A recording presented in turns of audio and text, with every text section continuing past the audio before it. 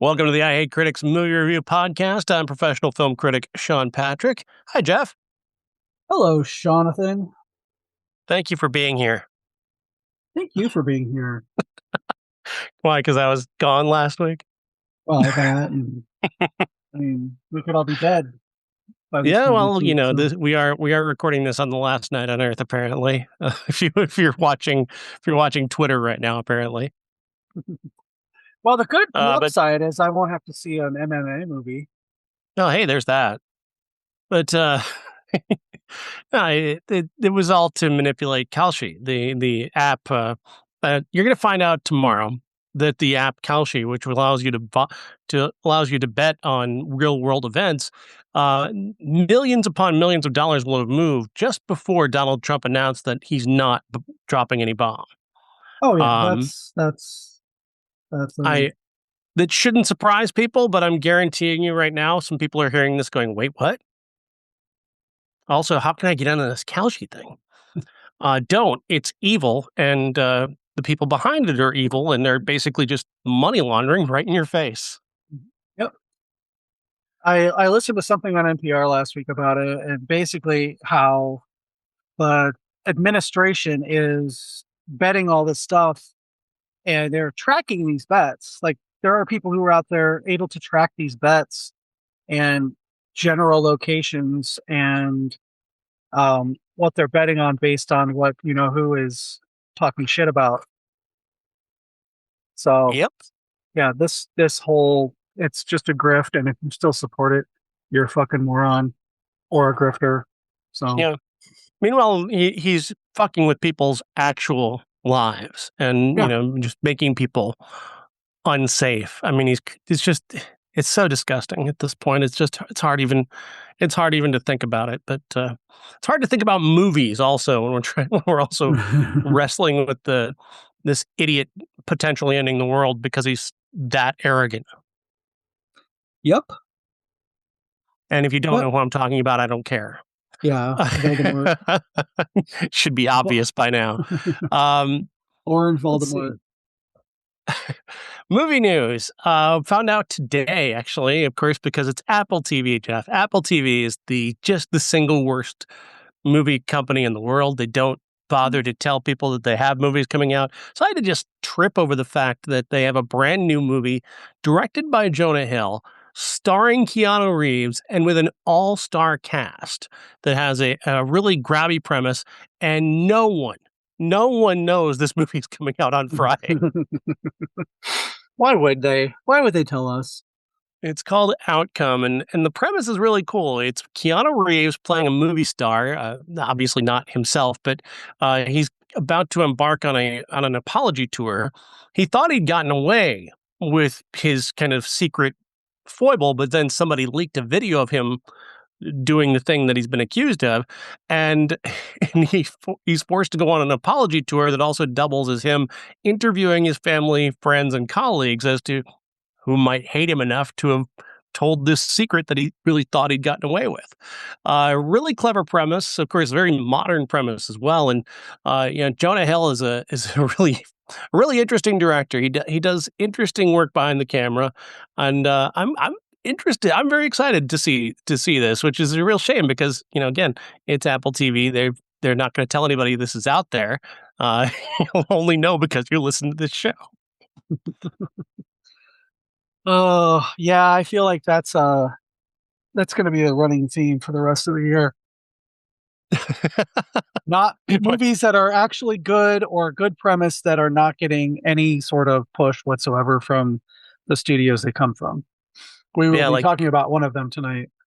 Like Exit 8, because nobody knows what Exit 8 is, but it's going to be in theaters on Friday. Right? Or Faces of Death. I had no idea what Faces of Death was until this afternoon. Oh. I mean, I'm familiar, of course, with the original Faces of Death from the 70s and 80s. Friends and I used to just rent those constantly just to try and find a new person to traumatize.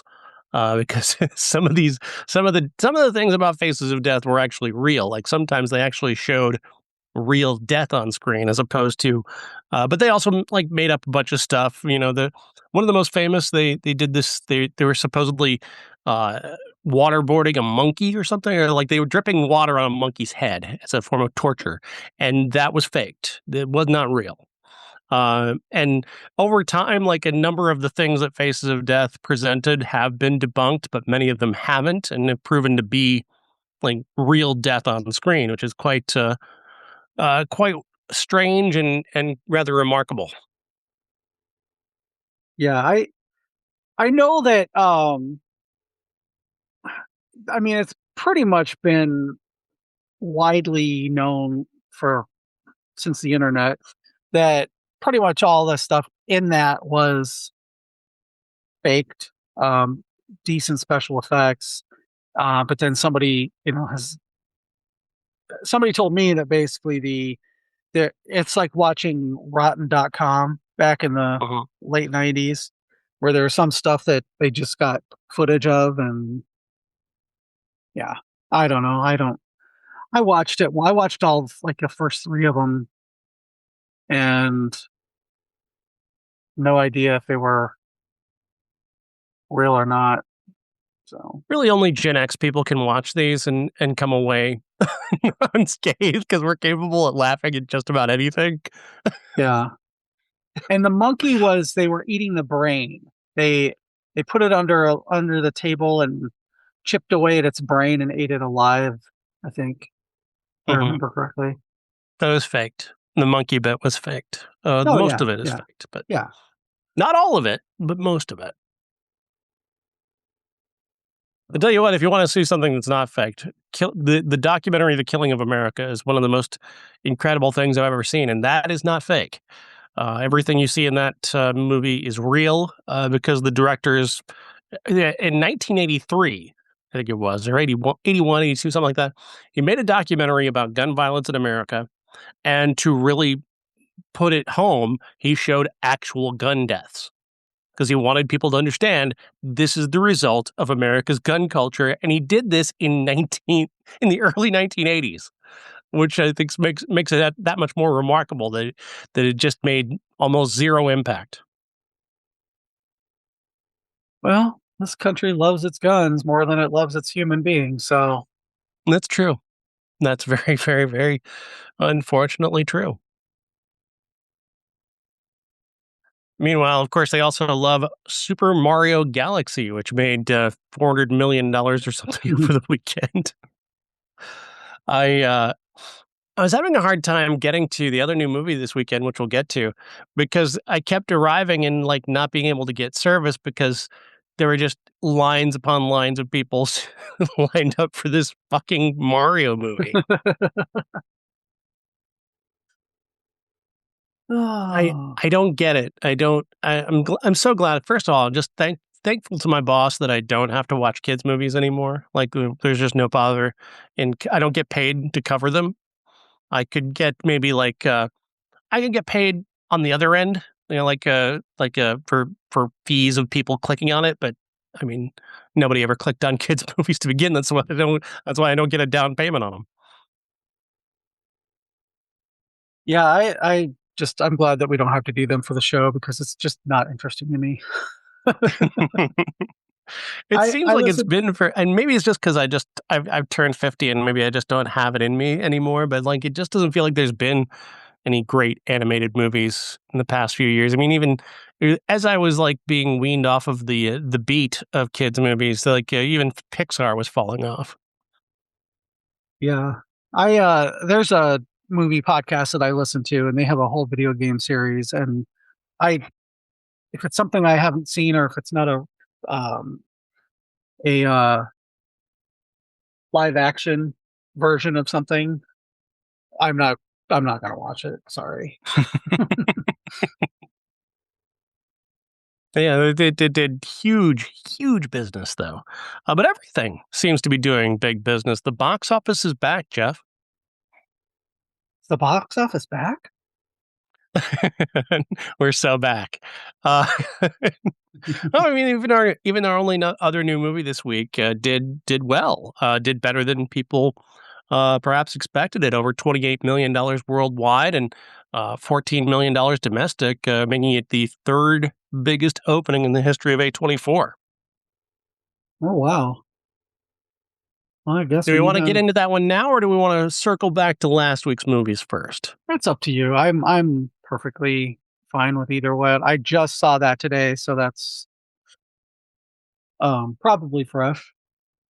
Well, let's talk about then the drama starring Robert Pattinson and Zendaya. And warning, you should go into this movie blind. The director, he advised you to they went out of their way to keep the main thrust of this movie, the driving force of the drama, off the trailers and off the internet as much as possible. They even many critics, myself included, don't mention what the central conflict is because it's a key part of seeing the movie. But we will be spoiling it here because we can't have a conversation without it.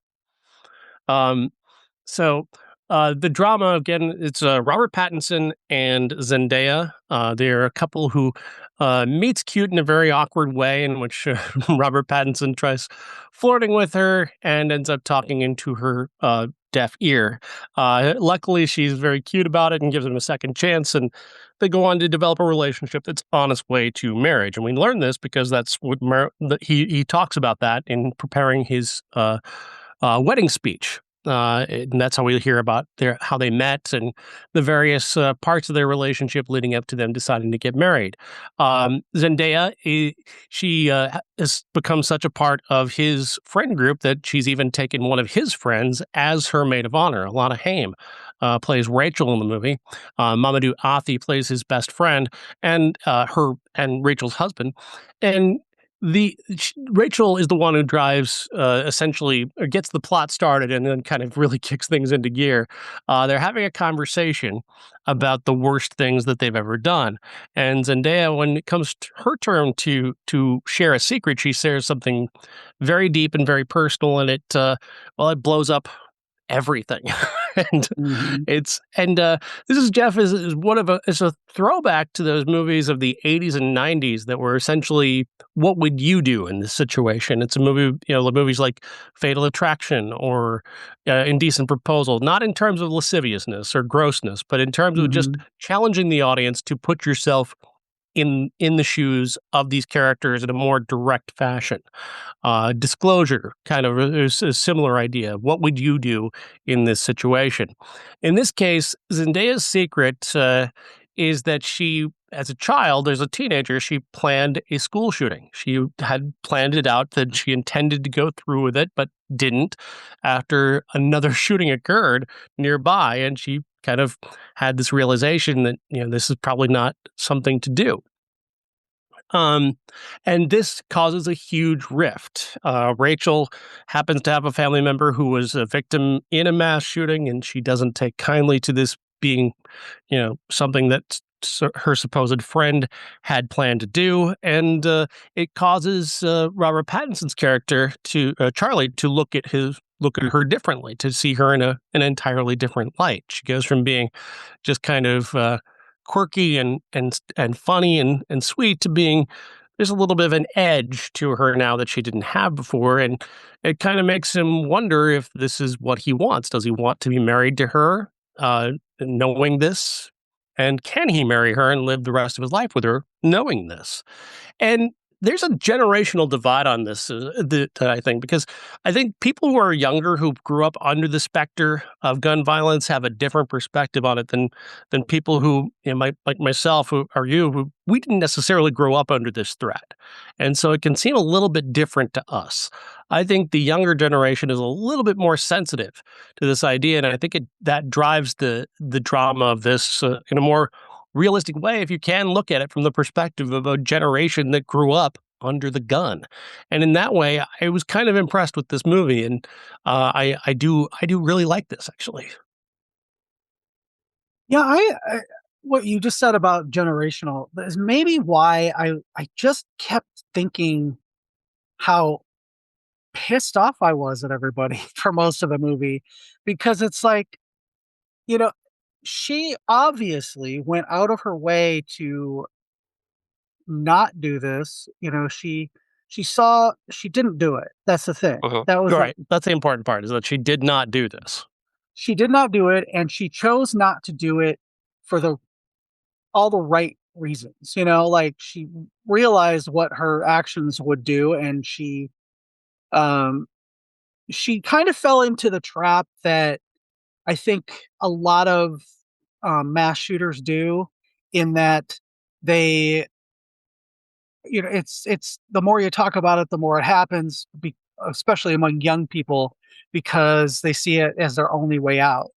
And she that was her character arc as a teenager, and especially because the one girl was just like so bad to her, and she didn't see a way to get out of it.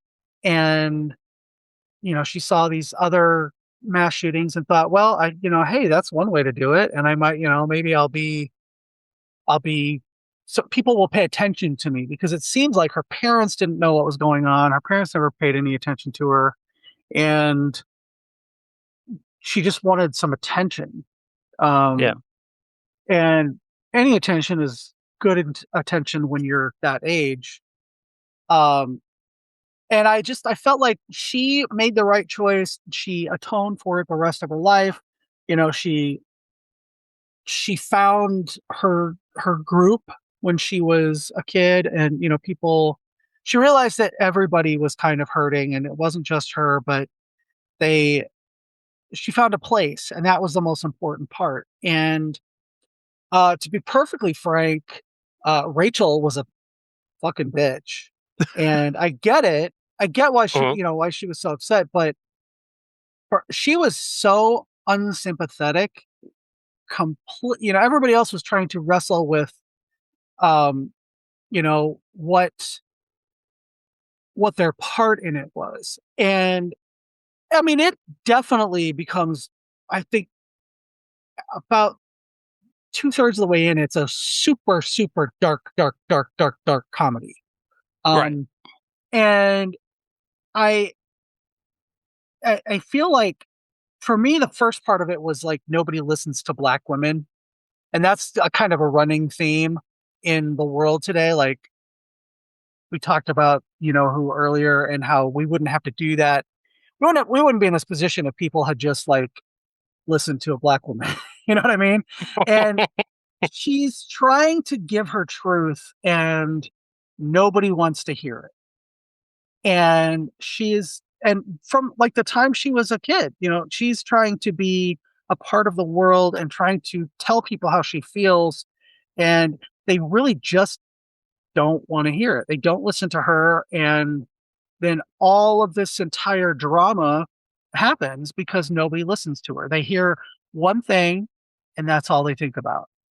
And then, you know, you're I I watched this with the intention, the first kind of 2/3 of the way through, that I was sympathizing, and it was about her. And it's really about him, because, it's a Hollywood movie, and it's written and directed by a man, so it has to be male centered, even though Zendaya is the bigger star. Um, and then it becomes like how he's going to handle it, and she becomes a secondary character throughout the whole thing. Even though she's in almost every scene, it's just about him and how he's handling things, and he fails to be the he fails to be the voice of reason to his friends. Instead, Mhm. he's just like, how can I deal with this? How does this affect me? And it that's kind of where it lost me for a little while. And then it just at the end, it becomes kind of a farce. And like you were talking about the 80s and 90s romantic comedies, almost, where nobody listens to each other. No, it's just one misunderstanding after another, and hilarity ensues. You know what I mean? And not hilarity, Right. but I think they're kind of aiming for hilarity No, I with think I think Fatal Attraction's a comedy, but I don't think it yeah. intends to be. But it's just, it totally, it kind of goes back and forth. Um, and I know a lot of people were upset that it wasn't the romantic comedy that the trailer made it out to be. I didn't get romantic comedy from the trailer at all. I got, No, that I there's get something seriously wrong in this relationship. I just didn't know what. right. So And your mind immediately, when you're thinking about what this could be about, you think about there's got to be like a cheating thing, or you know, maybe they like. My thought initially was like maybe they had a drunken three way with someone, and now they're mhm. kind of questioning who they are and who they are to each other, and like that could be. Yeah, I think I've seen something similar to that before. And this is such a creative idea. It's such a bold idea because trying to build your entire movie around this is not an easy choice.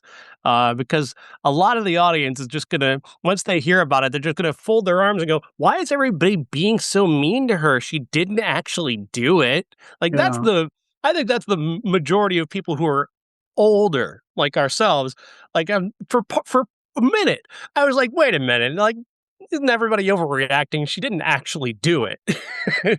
And then I heard somebody said something to me afterwards, and it kind of hit me like, oh, you know what? If I had grown up under the threat of school shootings the way so many kids today have, like we didn't have my when I was in school, we didn't have mass shooting drills. We didn't have to run out of the school We had on a nuclear war drills. yeah. I I was a little young for duck and cover, but yeah. Did you actually get a duck and cover? Oh my god, all every, like, 6 months. Wow. Yeah, like, twice I a year, and whenever there was any sort of escalation in the Cold War, we had mm, to do duck and cover drills. Um, and then don't forget, like, when we were young, the movie The Day After came out, yeah. and that was a big fucking deal. Well, it was on, TV, and that was even worse. My parents wouldn't even let me watch it. So, Yeah, no, I was like 6, so I had no awareness of it whatsoever. And I don't recall many duck and covers. mhm, But I was like I said, when I that you were a little bit older and so a little bit more aware than I was. yeah. But yeah, we didn't. But the point is that we weren't worried about somebody showing up to school with a gun. If anything, we saw people show up to school with guns just about every day, and nobody shot anybody. Because we Yeah, went to an incredibly rural high school with like where gun racks were just kind of a thing. Like that's just somebody's yeah. somebody's got a gun right outside the school if they want one. Well, in our high school, We like, had teachers who had who had gun racks. there was one kid who had a gun rack, and it was for 3 guns, and he had 3 guns on the gun rack, and nobody stole it because that was, it was just how we grew up, and everybody just Yeah. assumed that. I don't know, it was so I get that, people might be upset at this movie if or at this situation if they grew up during Mhm. that. I get that, but I was just I'm maybe it's just my age and how I don't really even care for romantic comedies most of the time when it's one misunderstanding leads to everything. And Mhm. I think having seen so many movies and that premise just played out so much that to me it's kind of like, oh, can we do something different? You know what I mean? Um, but again, that being said, there are some really good performances in this movie. There are some really good, um, characters. And even though Rachel was a fucking c word, um, I can see where she would be upset. But I do think that there comes a point when when he's talking to her and Mike and trying to explain what his perspective is on the woman that he loves, and they're like, she's just absolutely 100% adamant that this is not forgivable. Um, at that point, when you get to it where I would have just said, you know what, I don't want to be a part of your wedding. I'm not your, and I wouldn't have gone if I have that many um objections to who you are. That Mhm. that kind of I was like, why is she even in the wedding if she's You know, if she hates this girl so much, why is she in the wedding? And um, it's 15 years in the past, and how does that? Nobody is the same person they were at 15, and if they are, they're living where we live. Um, you know what I mean? It was just like, Right. think of all this stuff that's happened to you, even in the last. You're 50, and I'm 54. We're old, but think of all the stuff that has happened to us just in the last 15 years as adults, much less before our prefrontal cortexes have matured. Uh-huh. You know, and it's just how can you like continue to blame her for this? And that's the part that really just you know, for all the doubts that Robert Pattinson is having in this movie, he should have just broken up with her. Um, Perhaps. you know, I think that made a I think clean there's break. something interesting though in the idea of like being able to find like what can you find out about somebody after you've been together to the point where you're about to get married and then you find out something about them you didn't know before that could, you know, change the entire way you see them and kind of reframe moments of your relationship. Like he starts flashing around to these memories of their relationship where she was trying to get a little bit like aggressive in the bedroom, and he's like, "Wait a minute," Yeah. and like he's flashing back, like he has this mug with a gun on it, and he throws it out. Like, Hmm. again, none of this is her fault. This is all his like various anxieties. But I loved the way that Pattinson presented those anxieties. It made his weirdness feel real to me, and I did understand the conflict. He felt like he had a genuine conflict going on, even as initially I was fighting the idea, thinking everybody was overreacting. Yeah. Yeah. I think that you know, Christopher Borgli, just between this and Dream Scenario, I just really I like his stuff. I like how he, you know, comes up with these off the wall premises and kind of runs with them. Hmm. Um, you know, whether I think some of his character motivations were great or not in this one, I think that, you know, it's such an interesting concept that I hope people are going into it and going into it blind. Um, and I'm glad to see it's doing well because, Yeah. I mean, usually, you know, a story like this usually hinges on like, oh, I cheated or I, you know, some sexual thing or I flirted with somebody, that kind of thing. And that's a very kind of typical and relatively easy way to go. And he doesn't yeah, go easy. This is not an easy way to no, go.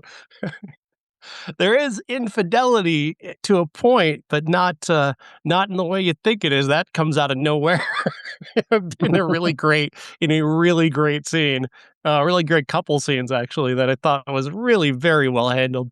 Um, this movie's just got a lot of balls to it, and I really appreciated that. yeah, agreed. So yeah, we're recommending the drama, but will we recommend They Oh, Will? before I gotta tell you this because I just remembered when I saw the trailer, my immediate thought was they are doing this as part of a scripted reality thing. Uh-huh. And then the first 10 minutes of the movie, I was convinced that's what it was. And that's why it was called the drama because he kept looking and people were watching him everywhere. And then he was watching stuff and weird stuff started to happen. Like when they mistook the wedding DJ for a crackhead. Um, I was like, oh, okay. So they are being filmed again and she doesn't know it and he knows it. That's what I thought. And then Hmm. it took that whole turn and I was like, oh, okay. Although I think that would have been a really interesting movie too. All right, so they will kill you. Yes, They Will Kill You. Sorry. No, it's all right. It's all right. Starring Zazie Beetz among an all-star cast, really. And in the story of a woman who's who escaped from an abusive father, disappeared for 10 years, got arrested, went to jail, learned how to become a fighter, and she goes back to look for her little sister, who she had to leave behind with their abusive father. She finds her via a private detective who's located her at her new job, working as a maid in this ancient apartment building, and this apartment building has a lot of secrets to it. Zazie Beetz ends up getting herself a job there in order to get inside to find her sister, but of course, she's not really a maid, and she's not there to clean anything. She's there to, Mhm. well, in the end, kill people. This movie's great, Jeff. I think this movie is Yeah. fantastic. This movie is ridiculously violent. It is just completely off the wall. There's nothing that is off limits in this movie. Heads are blown off and grow back. Just ridiculous body horror going on, and a performance by Patricia Arquette that is one of the best of her career in this I don't know, what do you want to say? This It's a villainous role, obviously, but it's almost like she's almost like a professional, like a boss, like she's running a business here, and this all of this failing to kill Zazie Beetz is getting in the way of her efficiency. Yeah, yeah.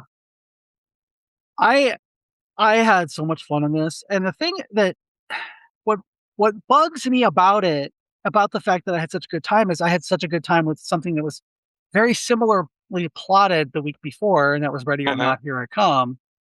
They both revolve around devil cults and running for your lives with people who are trying to kill you for their own nefarious purposes. And I absolutely love both of them. And this one was so, if it hadn't come out so close to Ready or Not, I would be talking about like how it is one of the most original ideas that I've seen in a horror movie in a while. Uh-huh. Um, and it's still, I mean, it still is. It's funny and smart and one of those movies that just makes you say, "What the fuck?" A lot, a Yeah. lot.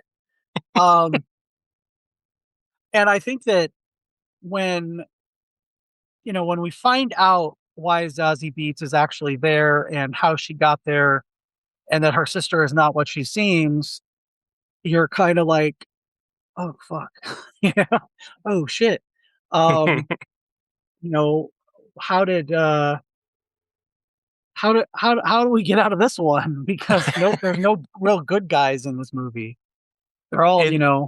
varying degrees of flawed. Who whoever thought to put this out the week after Ready or Not 2 is it just needs to be smacked around. Like, this is a Yeah. movie that should have been held for Halloween or something, just to Mhm. give it some room, and that would have been actually a really perfect time to release this movie. But they released it a week after Ready or Not had already kind of come out and not performed well, and then this one comes out and doesn't perform well as also because it's a similar premise. This is not really the moment for a movie like this. And whoever decided to release it just was not reading the room. Yeah. Now, Yeah. it doesn't take away from the fact that this is a terrific movie. That it's just an intense amount of fun. But when there's actual, like, doom and gloom going around, maybe a movie about repeated beheadings is not exactly the movie that is going to resonate in this moment. Perhaps it's going to be, a Mario movie. Right? I think I just explained why Mario's so big. Um, this is, but again, like, Zazie Beetz is just so fantastic. She's just so great. She was the one good thing about Joker. She was incredible in Deadpool 2, and she just doesn't get enough work. She deserved to be a leading lady. She deserved to be out front of a movie, and this she deserved to have this movie be successful with her because she's great in it. She holds the screen. She's a badass. She's also facing off against villains who are just about unkillable. The the repeated ways that she violates these people is just hysterical. And then they grow back their heads, their arms. It's so I don't gross and I disgusting. I don't know if you heard me when Heather Graham's head started to grow back and it was tiny. That was probably my biggest laugh in the last year after Megan 2.0. I just like that when she's walking around with a tiny head and that was great. Yeah, that and the reaction of one of her co-stars when he sees her. Yeah. It's so great. Ah, what happened to you? After the repeated horrors that they've already seen. And the movie still is going to get even more gross as it goes towards the ending. Mm-hmm. Which is just fantastic. Like you said, this is the kind of movie that you're worried it's going to paint itself into too many corners. Like at a moment, there's Zazie Beetz gets an injury in the movie, and I'm like, oh, they're really stacking the deck now. Like, how is that? Yeah. That's not even a survivable injury, but they come around and make you not care about that because they find different ways to paint themselves into corners and then get out of it in Yeah. the most clever, slightly forced way, but still clever enough that I didn't mind. Um, the I actually thought I about I you. was willing to jump with them on that final little twist. I actually thought about you in that moment because we've had that discussion many times about movies that give their protagonist an unsurvivable kind of wound or something. Yeah. And yeah, Oh yeah, the show lore for people who've been around here a long time. You recall the movie Lone Survivor, which we basically called the Monty Python's Black Knight of movies because all those characters suffer just like they break every bone in their body and they still walk out of the forest because they're badass soldiers. And it's like, no, no, doesn't work. yeah. But Bob and I think we carried on about that for weeks afterwards. Oh. We talked about that movie far more than any more than anybody's ever talked about that movie. Kind of like us, or kind of like me talking about Megan 2.0. That one's never going away. That is we're gonna we're go- we're, we're gonna be the champions of Megan 2.0 forever Yeah. Oh my God. until we So get that great. Megan sequel. We'll shut up about it when you give us Megan Mm, 3. yep. And you got to think of a song moment for Megan 3.0. It's got to be a musical now. There's no, Oh, and if you can work in Zazie Beetz, even better. Uh, right?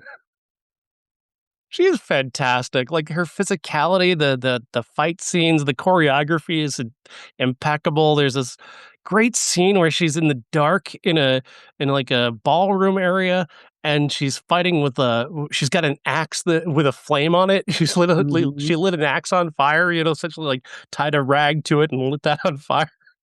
And that's how she can see and also how she's killing people. And it's just like I've never seen that before. Fan fucking tastic. Oh, that's so good. Like, put her and Sarah Michelle Gellar in a Megan sequel. Perfect. Oh, man. Yeah. Get on it. Get Megan back. We'll stop So, talking about it. right? Um, a movie that I saw that you did not get to see, which I don't think you missed out on a lot in Mm, certain ways, is Forbidden Fruits. Um, it's now we picked our classic after we saw They Will Kill You, mhm. and I almost and I'm glad I didn't change it because you didn't get to see this one, but um this is like Gen Z Heathers.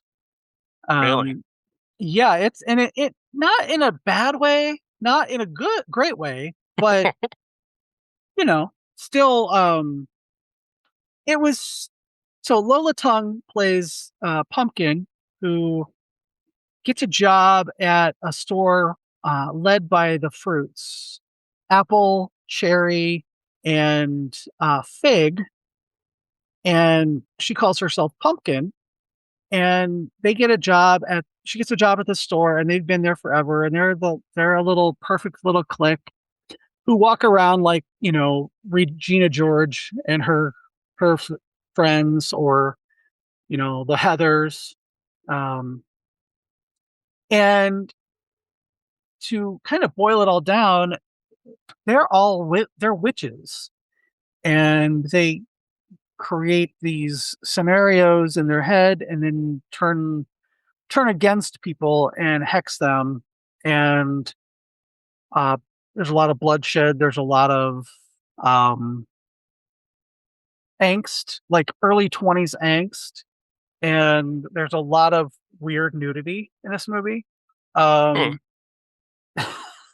just like random nudity. Um, and they have a boss played by Gabrielle Union, who is unseen in the movie, just her hands, but you hear her voice. And That's a weird choice. well, yeah, and it does at the end, after you know most people are dead, uh and Apple kind of escapes any sort of accountability and moves on to another store where she is the pumpkin of the group. Then it comes out that Gabrielle Union is actually a police officer who has been tracking Apple across the state of Texas, um, and she believes that she is just a serial killer. This movie is clever, but a mess. It's based on a play, um, and it's kind of like if Heather's and The Craft kind of made a movie together, Mm. and it's not. That sounds exactly like the pitch meeting. Yeah, and it's not. It's interesting premise, but the way that it is carried out, and the performances are kind of all over the place.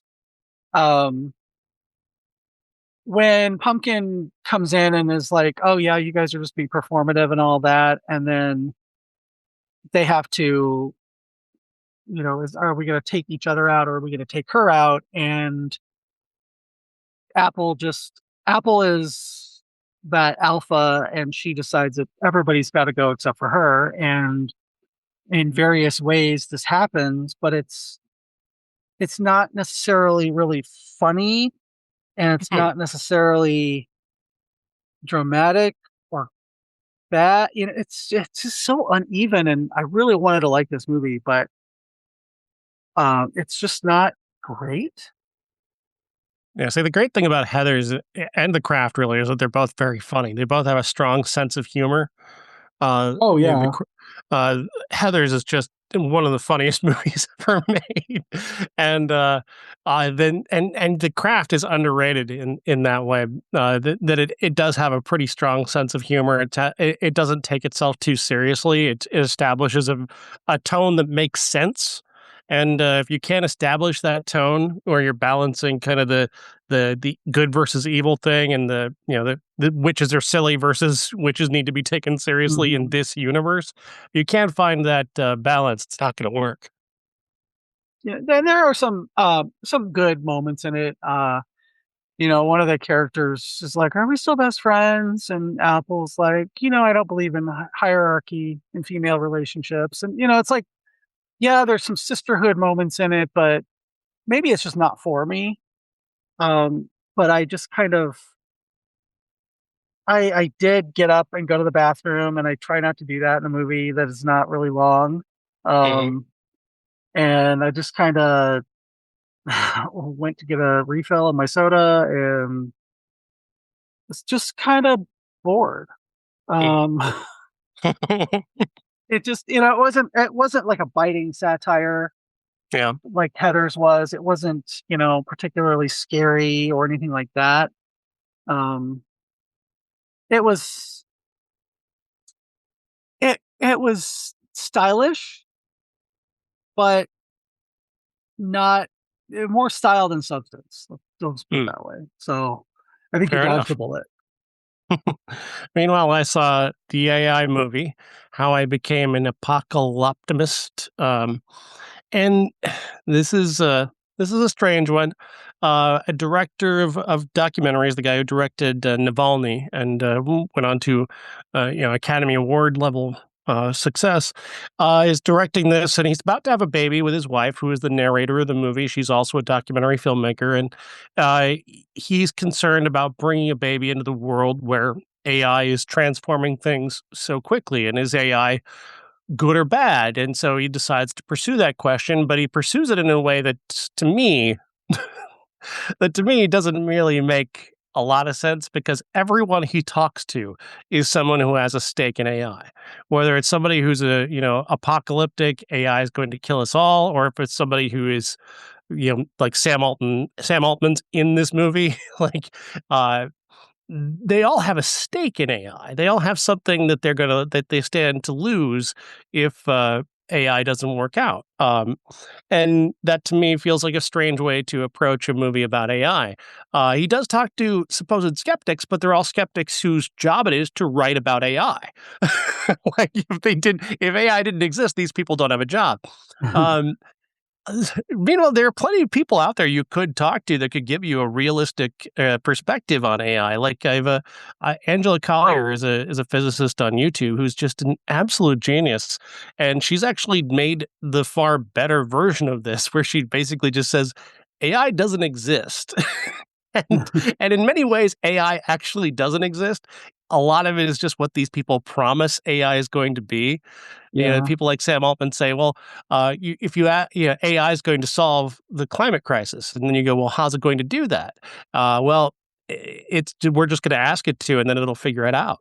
And by that time, we don't know when that'll be, or there's no plan for any infrastructure around that, which is something Hmm. Angela Collier points out, is that these guys always talk about this thing called down the stack, where they talk about what AI is going to be capable of, and they say, well, how's it going to do that? Who's going to carry that out? Is that your company? Well, it's down the stack, which means that somebody is working on it somewhere, and we'll all Yeah. take advantage of it when they figure it out. And that's basically everything that these AI guys have promised us is down the stack, which is not in this movie. That's in Angela's own documentary. This guy just keeps treating AI like it's a real thing, and how it's going to change the world for better or worse. And it's a balance between what's good and what's bad about it. And I refuse to actually just take that as a premise. We've got an AI bubble that is about to about to have worldwide implications on the economy, because they can't figure out how to monetize AI. They don't know how to make the money from it that they're already spending. Like they're all like Yeah. buying up these spaces for data centers for a thing that doesn't have an actual purpose, that doesn't have an actual thing a physical thing that somebody can sell you, is a foolish business thing. And they've all been rushing headlong into wasting their money building more and more data centers on the promise that AI is going to do something that it may never do. It's the ultimate fake market. It's like what Exxon did selling futures. You sell. We're gonna have this many barrels of oil next year. We plan on it for sure. We're going to pull that many barrels of oil out of the ground in the next year, and then they don't, and suddenly oops, my bad. We lost you a bunch of money. Oh well. They're selling you a Yeah. product that doesn't actually exist in the way that they plan to have it. There's nothing that AI can do that, the average human being like you or I, what use do you and I have for AI that we would be willing to pay for? That is a big question. And they don't have an answer for that. And that's Yeah. going to lose them all a bunch of money. And that's what this documentary gets wrong, is that he just immediately treats AI like a thing that's already here and already happening and transforming the world. And all AI is right now is just what they're promising. And that promise hasn't fulfilled in any way yet. I feel like that's what a lot of our economy is built on right now, are Fuck yeah. promises. Oh, yeah. And, we're going to be able to do this and we're going to be able to do that. And you're not. We are in no way there yet with AI. I'm an artist and I fucking hate AI art. quote unquote, because it's ripping off of other artists, and you are not an artist. You are a prompter. Mhm. Um, they I I don't want to get into a long AI rant, but I want AI to do stuff for me that's useful. That like Mhm. update my website for me whenever cross post stuff for me that's not corrupted in some way. Um, like give me my monthly billing summary of what I need. What I owe on all my bills or something like that. I want stuff like that that's useful to artists, not just give me a picture of Aunt Gladys as Slimer from Ghostbusters in the style of Drew Struzan. That's Yeah. just fucking stupid and stealing. And now I kind of wish I had ChatGPT so I could put that in there, but I have to use my actual imagination, right? Um, yeah, I, it's not something that you have. It's something that you want, and um, there's nothing tangible about it right now as Yeah. far as you know Exactly. our uses for it. It's Like all stealing. I was comparing it to a vacuum cleaner. You buy a vacuum cleaner and it cleans your house. Like that has a tangible thing. It has a purpose that you can use it for. Everybody needs one. Makes perfect sense to me. But AI, there's like you can't just buy a box and this box is AI and then the box will do things for you. Like it Right. doesn't work that way. You know, they've not come up with a singular purpose for AI that actually is something like ask yourself this: what would you pay AI to do? And I don't think anybody really has many good answers for that. Like it's a day planner, like it's something you like write your appointment. Oh, I have an appointment. That already exists. It's called a calendar. It's already in your email. Like, what is it that Yeah. AI can do for you that can't be done that way? Like on a practical level, somebody who works, in a service industry, if you're working at Walmart every day, you have a purpose to buy shoes. You don't have a purpose to buy AI. Yeah. Yeah. It's I just like I said, that's the biggest problem I have with this is that he just automatically leaps into AI is here. It's doing these things. It's the most important thing. It's a real thing. And it's just not. Like it's really, we got to stop granting them the premise that they've created something. They haven't created anything. They don't have anything that AI can currently do. I mean, Elon Musk keeps trying to tell us that he's got robots. AI robots, and he doesn't. The last time he mhm. tried to roll out robots, he had people in costumes still.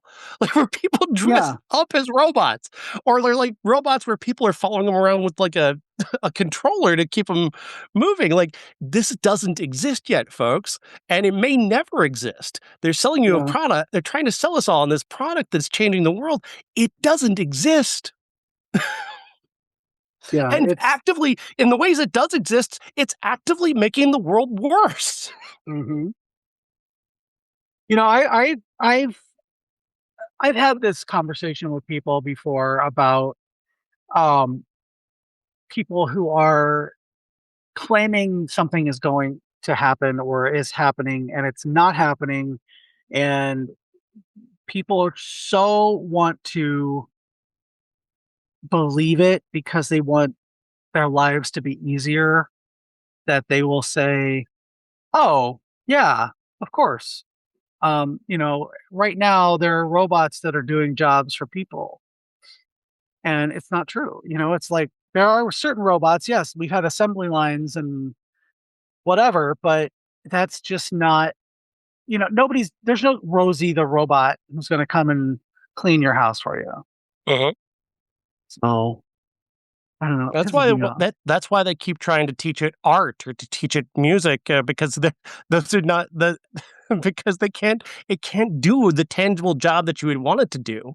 I don't feel like walking my dog. Can I have this AI robot walk my dog? or something like that. Like the tasks that we don't want to do. I'd like to have somebody clean my toilet for me. AI is not going to clean your toilet. It Mm-hmm. doesn't know how. But Yeah. like the bigger questions, like has anybody asked Grok how to fix the housing crisis or how to repair the economy? What is Grok's answer? Does Grok have an answer? Has AI fixed that? No, of course not. It doesn't have an answer. It just, all it'll tell you is that, well, here's several different theories as to how that could be done. And those theories are coming from people who have already, the work that other people have already done in that field. Yeah. AI can't build you a house, but it can steal from Frank Lloyd Wright and build you an idea of a house. Uh-huh. Like they just, I worry sometimes, Jeff, that we took the wrong lesson from was it Exxon? Not Exxon. What was that company? Fuck, the oil company. Was it Exxon? The ones who are selling futures. I mean, Enron. there's a lot. Yeah, Enron, Enron. yeah. We took the wrong lesson from Enron. We were supposed to learn that this idea of building your economy on products that don't exist is a bad thing. Instead, a bunch of grifters looked at Enron and goes, "Damn, that's a pretty good idea. I could try and put that into my industry." Yeah.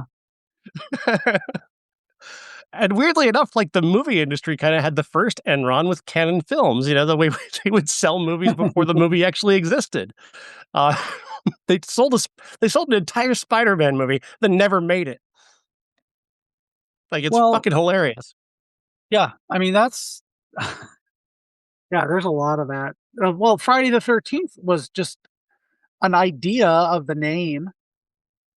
The original Sean Cunningham just said, "You know what? We had Halloween. What's a scary sounding holiday movie?" And he said Friday the 13th, and he didn't even have a script for it. He just put it, coming soon, Friday the 13th. So Yeah, but I mean, that's all just based on the stock market, isn't it? Really, just the yeah. stock market is based on promises that may or may not come true, and maybe you get it right, maybe you don't. Maybe millions of people lose their jobs because we've given rich people all of this money to play with, and some of them don't know what the hell they're doing. Mm-hmm. Many of them, really. The entire economy is built on a house of cards. Well, and like everything. If you've ever been bad at a job and you're just trying to make it until you can find something else, or you can bullshit, fake it till you make it, kind of thing. Right. And I've done that. I've had a job where I was completely out of my depth, and I was just kind of like, "Oh yeah, I'll have it for you in 2 weeks." And that's kind of the that's kind of where we're at with AI, and we're at with you know Congress and the president and all that. Everything's it's all going to be great. It's all going to be great. Just wait and watch. And then you wait, nothing happens, and you wait, nothing happens. It's just it's so everything in this country is a house of cards. Yeah. It's So funny. The way what you said there is kind of funny about people who are trying to fake it until they make it, and they keep just rising through the ranks, almost by accident. It's like it's why Being There with Peter Sellers is one of the greatest movies ever made. He becomes president of the United States just by nodding his head, going, "Yeah, yeah, no." So it's a deep concern of ours. Like, just he has no idea what he's doing. He has no clue who he even is. He fails his way all the way to becoming the president. Fucking brilliant movie. mm-hmm. And way too meaningful in this moment, because I do wonder if this president actually did that. Oh, he's no failed intention upward. of being the president. He just kind of tripped his way there. He has failed upward every time. I just yeah. Of course, it could be the devil, Jeff. It could be the devil behind it all, which is the premise of our classic, which is called Rosemary's Baby, which is 1968, directed by an evil human being named Roman Polanski, who still, nevertheless, was a great artist at one point in his life. He directed this under the umbrella of William Castle interestingly enough, who had kind of Mhm. pushed this idea forward and wanted to direct this movie, but people said this is probably too good for a William Castle movie, which is both sad and true. Um, the uh, the idea is this couple is moving into a new apartment. The apartment is home to a group of people who worship the devil. Obviously, they don't know that, but the husband finds out seemingly right away and is able to take advantage. And well, he basically just sells his wife to them as an incubator for the devil. Mia Farrow is the perfect star for this movie. She's just so sympathetic, but also just she just looks like this. She looks like almost like a scared child at Yeah. times, and it's impossible not to be afraid for her and hope that she can find her way out of this. And then you make Ruth Gordon the big bad in the movie, and it's like just such a wild choice to have, and just fucking genius. And then you've got just this incredibly precise direction, and I always choke a little bit when I'm praising people like Roman Polanski, but I mean the man had an incredible eye back in the day.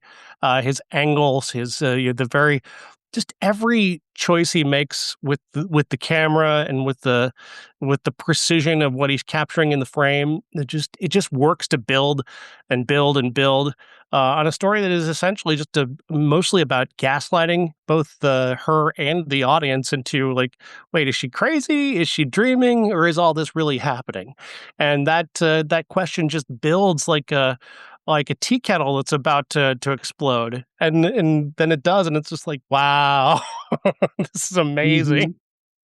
Mhm. I think this is one of the greatest movies ever made. Again, I do choke on that thinking of who directed it, but still. Yeah, it's really hard when you've got somebody who, in some ways, was so sympathetic, after his wife was murdered, an Mhm. unborn child, um, who then turns around and rapes a 14-year-old, and exiles himself so that he doesn't face any prosecution. And you can't really look at like people on Epstein's list and say they're bad, and then not say that he's just as bad because it is just as bad. Mhm. Um, that being said, this I recently listened to this book because I'd never read it, and I was like, "Oh, well, it's available, and okay, sure, I'll listen to it." This movie is so close to the book that it's almost scary how close it is, and how he doesn't miss anything in the movie that is in the book, and it's very,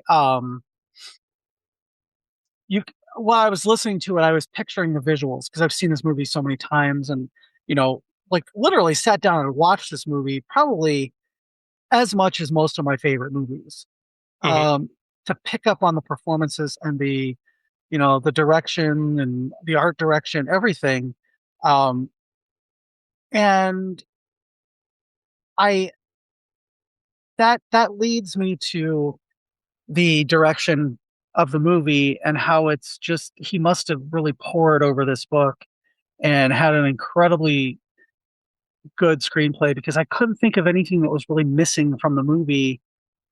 And you read a book you really like, or there's a movie that you really love, and you finally read that book, and it's just like, oh, well, they totally skipped this and this and this. And I never ever got that impression. I got that they loved this book so much that they were really meticulous with it. Um, and I think that the best decision in this movie is Mia Farrow. Mhm. She was everybody's sweetheart at the time, uh, filming Peyton Place, the television show soap opera, and because of that, she was kind of a star. Her mother was Maureen O'Sullivan, so she was kind of a nepo baby, Hollywood royalty kind of thing, and everybody knew her because her she was famous, her mom was famous, she was dating Frank Sinatra. um and I I got that, ne- like, not being alive during when this movie came out, but seeing it, in the 80s, 90s, and up until now, I I really now that I know the story behind her and her life, it really was brilliant recast because she was a sweetheart and very very well known for being a sweetheart, and she plays this woman who is literally being victimized and gaslit by her husband and everybody in her life with the exception of one person, and then they take that person away and she has no safe spaces in her entire life Mhm. uh, to talk about that the fact that they have sacrificed her life to the devil and the life of her unborn child to bring him, bring Adrian into the world as the second coming of the devil. Um, it's just so brilliant. She's so brilliant in it, and the level of paranoia that builds from the time that she starts to suspect that something is going on, and it just to the point where you don't know if she's crazy. You don't know if this is all a dream. Um, if it's just where she's, you know, pregnancy hormones are making her crazy and everybody around her is trying to be really nice. But by the time you get to the end of this movie, you're like, of course, there's no way that this could be, just a hallucination. And she And then pulls and that then off so there's brilliantly. and then part of the key to that too is Ruth Gordon. I mean, because like Yeah. you cannot possibly who suspects the elderly of anything. Uh, you don't, and Well, especially in the package of Ruth Gordon, it's like she just seems like this sweet old lady, and the thing about her, she's not even really hiding any of her malevolence. She's not really even hiding her intentions very well, but you underestimate her because she's just this little old lady. yeah. Well, and even they're not actually like malevolent. They just, Mhm. it's like a Christian would be today if they thought they could bring Jesus back. They're just they worship a different god, and it happens to be Satan, and they're going to bring the son of Satan to life, and they figured out how to do it, and she's just a pawn. And Ruth Gordon, I don't think she's actually um she doesn't see herself as evil. Mhm. She doesn't, she The wants best villains power. don't. Yeah, she wants power, and that's great. She is married to a man who was basically just brought up in this, and she's an everyday New Yorker, and she actually loves Rosemary like a daughter, and I think that's why it's so scary because she doesn't see anything wrong with what she's doing. She actually thinks that it's the right thing to do, and we all know that it's not.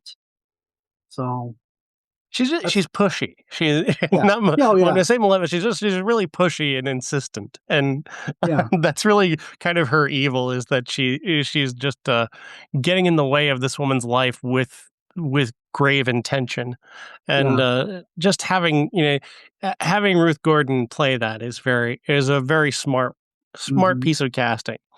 Um, eh, the it's funny to think Cassavetes and Polanski hated each other, and weirdly enough, that tension works because he's a shitty Mhm. character anyway. Uh, Yeah. like he's an asshole who just completely flips on his wife just immediately in order to get his career, and and it works that he's just kind of aloof and adrift at times, and kind of weaves back towards her when he feels engaged, and then drifts back when he knows he's going to get what he wants. Yeah. And his aloofness towards her, and him poo-pooing everything she's trying to talk about it's so insidious because we all know that something's going on, and he's just kind of like, "Oh yeah, it's fine. No, you're fine." He's gaslighting her and gaslighting the audience, and he is the only real truly I think evil character in this because he's doing it all for the wrong reasons. I think Yeah. he's Well, doing the I mean, worst for the worst reason. yeah, because I mean, he doesn't even believe in the doubt. Like he's not Yeah. even really a true believer in the evil, but he's willing to take advantage of it. And when it does start to pay off for him, he's just so cowardly. He's craven. Mhm. Is the main thing about him, and willing to He's sacrifice others for himself. he's Mike Johnson.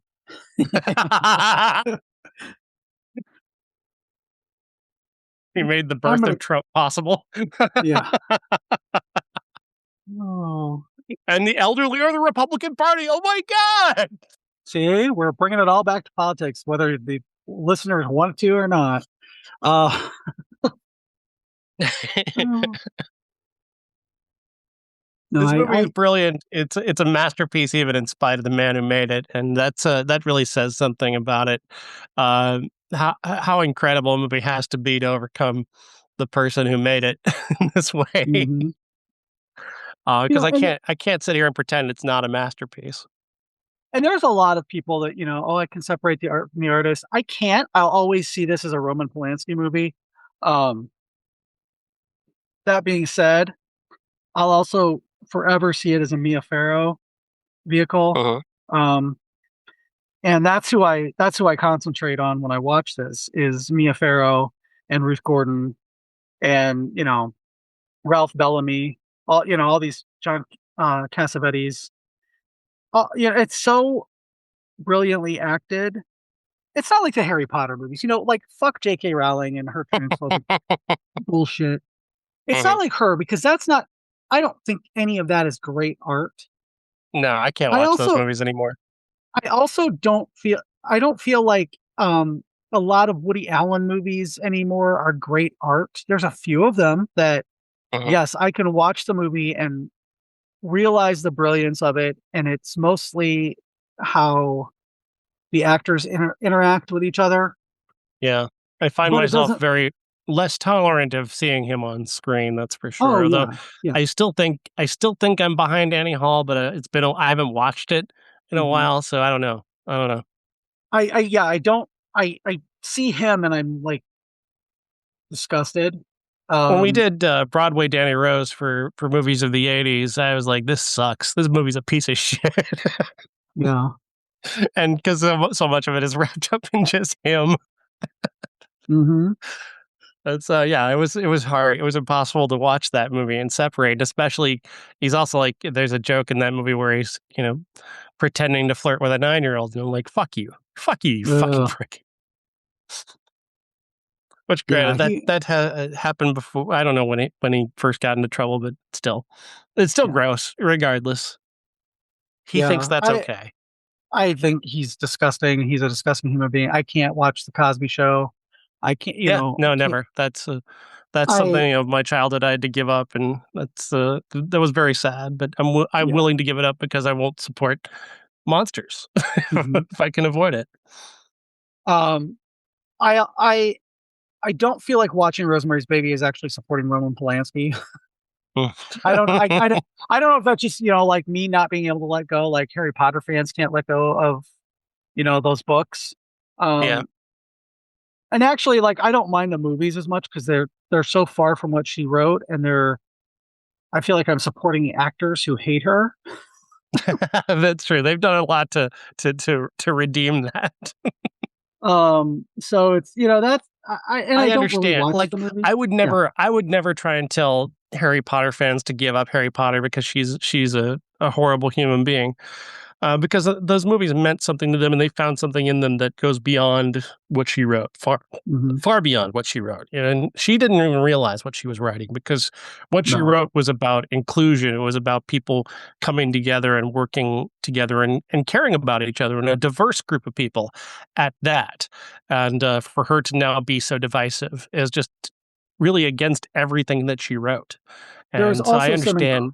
incredibly racist shit in those books, though. Mm, I've never Kingsley read them, so I have no Shacklebolt. idea.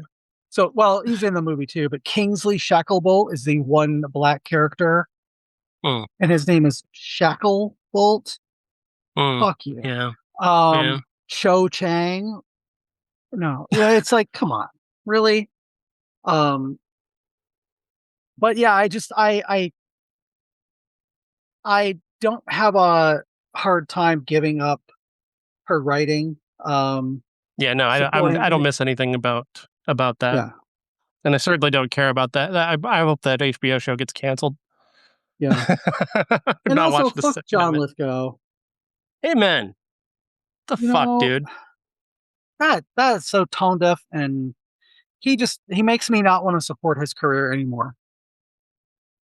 By And I mean, he's done she's so many been great things, and it's sad to see him do yeah. that. Anybody who's willing to work with her is suspect at this point.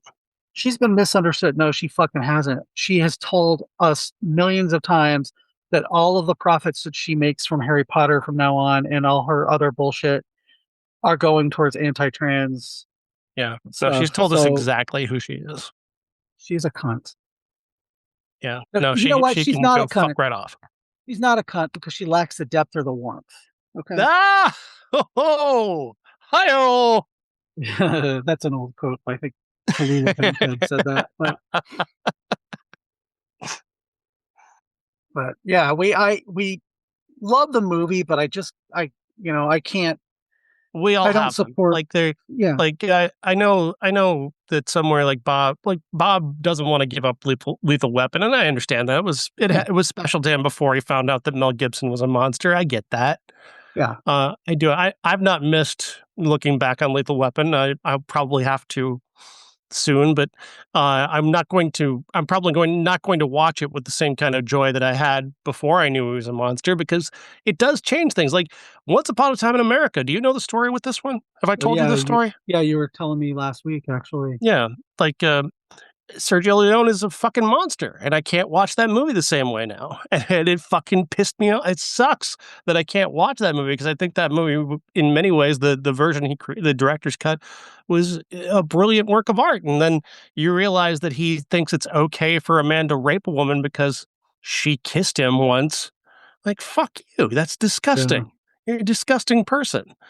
The other rape victim enjoyed it, so I guess that's okay too. Like, what the fuck, man?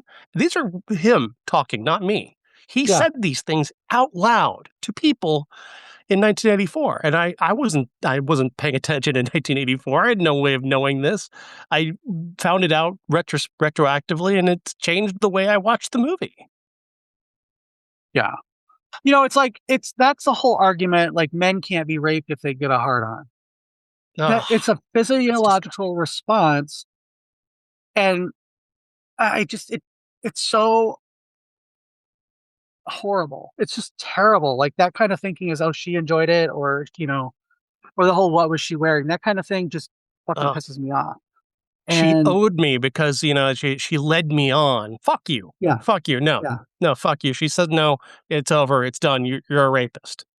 Like yeah, you made her do something she didn't want to do. Like you're a bad person.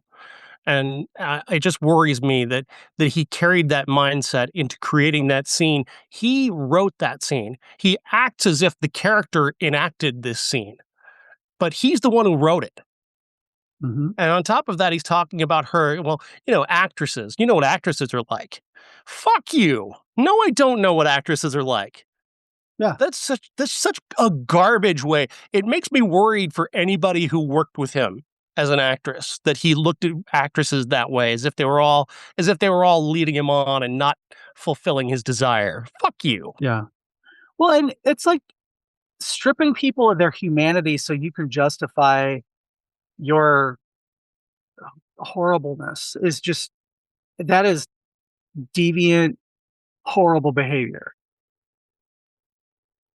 So fuck Yeah, him. no, it's fucking monstrous, and I can't look at his stuff the same way. And I didn't really have, other than Once Upon a Time in America, I wasn't a big spaghetti western person, so I'm not missing anything by letting go of those movies. But it's it's not even close to what to just the horrors that he's enacting. But it sucks for me personally that I don't get to Mhm. enjoy the thing that he created.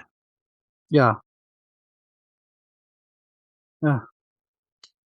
So yeah, fuck all those people. Yeah, if anybody who wants to defend that shit and step up and say, well, it was a different time, or he's here to fuck you, fuck off, and it was Yeah. wrong then, it's wrong now. Yep. It's not a negotiation. You're not being let off the hook this time. It's not defensible.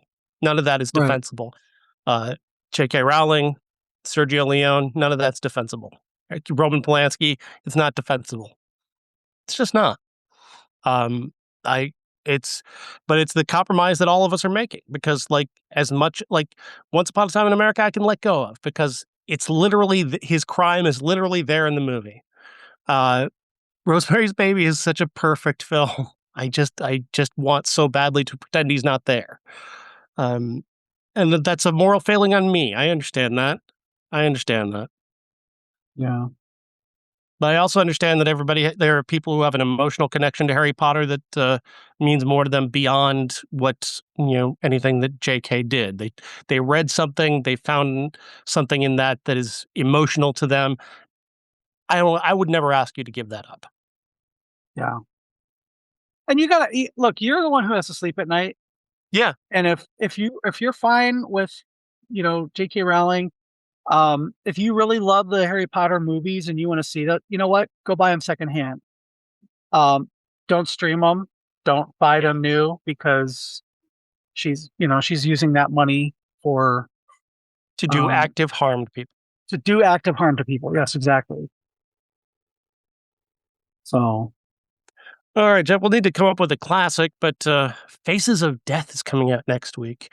And a movie called Exit 8, as well as Outcome starring Keanu Reeves. Who knows which ones we're going to actually get around to. You and Me in Tuscany is a movie also coming out that I know I will be seeing because it's the what I'm being paid to see. But hey, unless somebody wants to pay me to see it, I'm not being paid to see it. We'll see, though.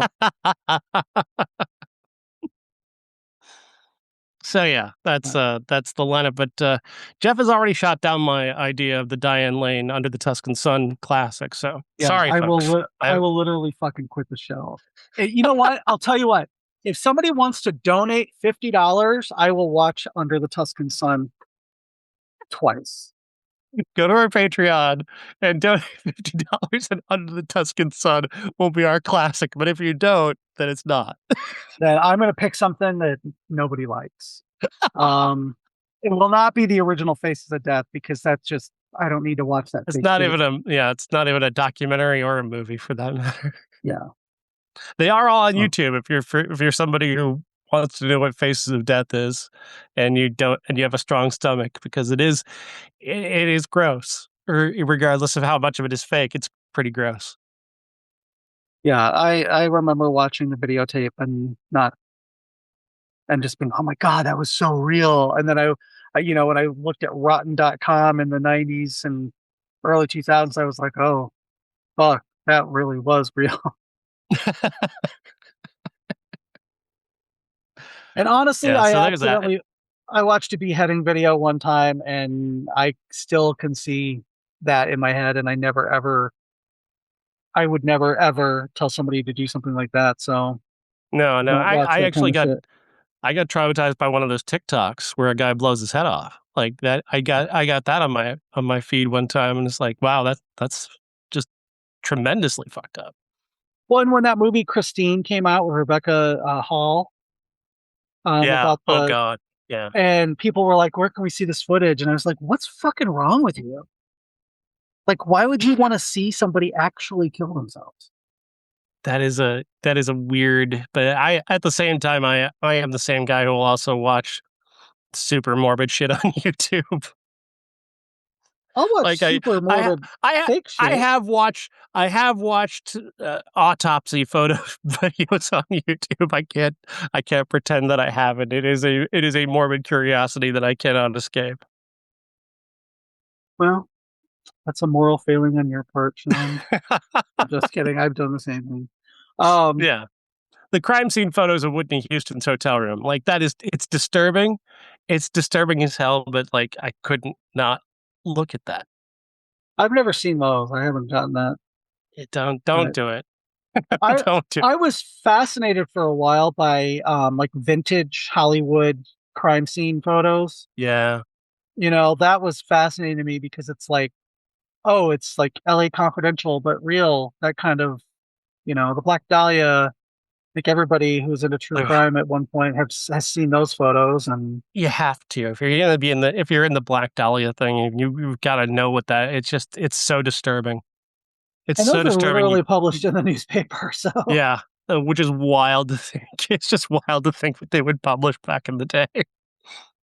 even as recently as the 80s, I remember our grandmother had the Inquirer and stuff, and I think that's the first time I ever heard of a Black Dahlias when they did the unredacted photos, because when they were in the newspaper in the 40s, they were you know how like they would go and they would draw stuff on the Sure. photos, and they were that. But then I remember in the 80s seeing, I think it was the Inquirer or the Star Weekly World News, something like that at grandma's house that had the unredacted photos. Oh And yeah, of course I looked at those. the Inquirer used to run photos, the casket photos. Like Oh I think yeah, when Elvis. Elvis died, like they had a picture of Elvis in his casket, and it was like on the cover of the Yeah, fucking Inquirer. It's like that's really weird. That's wild. I can't believe you published that. they did it when Michael Jackson died. They ran, his him on the stretcher. Oh God, Yeah, they did, didn't they? yeah, Oh man, wow. Well, this got weird. yeah. We started weird, but we ended up weirder. Faces of Death next week, folks. Aren't you excited? Yeah. All right. Well, Thanks, until Jeff. then, have a good night. Have a pleasant night, everybody.